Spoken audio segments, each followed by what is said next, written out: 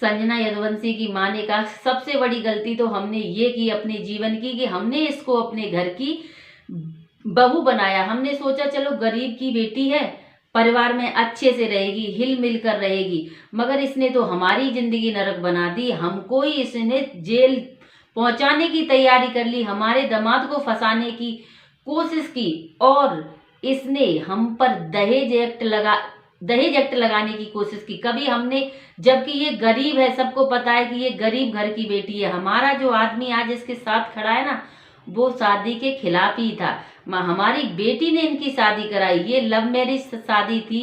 इधर हमारा बेटा भी मर रहा था, इधर ये भी मर रही थी। तो हमने सोचा कि चलो कल को अफसोस ना हो कि हमें ये अफसोस ना हो कि हमने अपने बेटे की जिसको वो चाहता था उसके साथ शादी नहीं कराई। मगर आज हमको उससे भी ज्यादा अफसोस हो रहा है। हमें ये लग रहा है कि हमने जीवन की सबसे बड़ी गलती कर दी। जो ये हमारी बेटी को फंसाने पर तुली हुई है, ये हमारी बेटी के बारे में बहुत गंदे गंदे शब्द बोल रही है, इसने सारी मर्यादा पार कर दी। ये हमको भी बहुत गंदी गंदी गालियां दे रही है और ये चाहती है कि हम लोग मर जाएं। ये हमको फंसाना चाहती, दहेज एक्ट लगवाकर हमको जेल पहुंचाना चाहती है। और फिर इसने ये भी बोला कि ये सब हमारा षड्यंत्र था। मैंने तो जानबूझकर अक्षय को फंसाया था शादी के लिए, जिससे कि मैं फेमस हो जाऊं। मैं फेमस हो जाऊंगी, फिर मैं अक्षय को छोड़ दूंगी। मगर अब इसका ये कहना है कि ना मैं अक्षय को छोड़ूंगी और ना ही मैं उससे तलाक लूंगी, ना ही मैं उसके साथ रहूंगी। अब बताओ ये कहाँ की लीला है। मुस्कान की जो सास है, उन्होंने सारे रिश्ते मुस्कान से खत्म कर लिए। बिल्कुल ये बोल दिया है कि आज से मेरा इससे कोई मतलब नहीं। उसने अपने, मुस्कान की जो सास है, उन्होंने ये भी बोला कि मुझे अब अपने बेटे से भी मतलब नहीं है, मैं अपनी बेटी के घर में रह रही हूँ, चाहे ये कुछ भी करें मगर मुझे बख्श दें। मेरी बेटी को बीच में न लें, मेरे दामाद को बीच में न लें।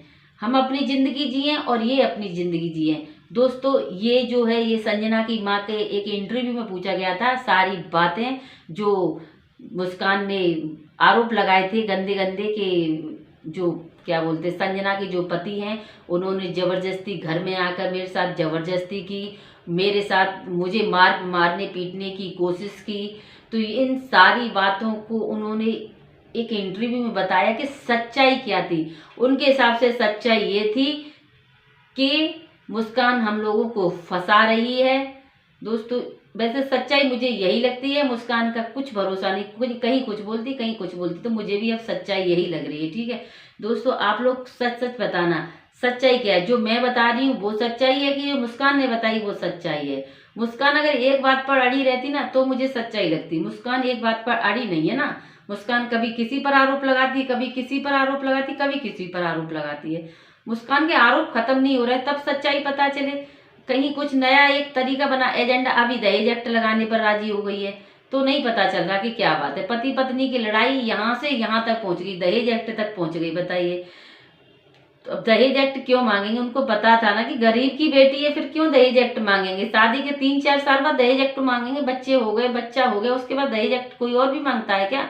आजकल यही है कि थोड़ा लड़ाई झगड़ा हुआ, दहेज एक्ट शुरू हो गया।